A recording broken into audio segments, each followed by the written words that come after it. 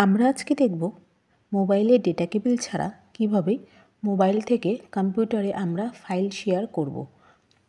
তার জন্য প্রথমে আমাদের প্লে স্টোরে যেতে হবে। প্লে স্টোরে গিয়ে আমাদেরকে সার্চ করতে হবে ওয়াইফাই এফটিপি সার্ভার। এটিকে ইনস্টল করে নিতে হবে।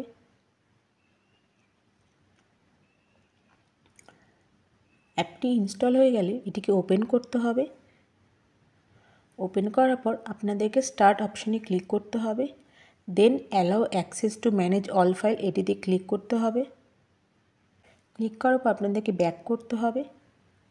দেন সার্ভার ইউআরএল এই যে লেখাটি আছে এটি আমাদের কম্পিউটারে গিয়ে ডিস্ক স্পেসে গিয়ে টাইপ করতে হবে। আমি এর জন্য ল্যাপটপটিকে ওপেন করব। দেন কম্পিউটারের ডিস্ক স্পেসে গিয়ে আমাদের এফটিপিটাকে আমরা কপি করে পেস্ট করব।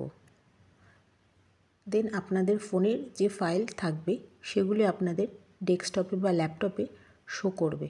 এভাবে আপনারা মোবাইলের সমস্ত ফাইল কেবল ছাড়াই ল্যাপটপ বা ডেস্কটপ থেকে অ্যাক্সেস করতে পারবেন। ধন্যবাদ।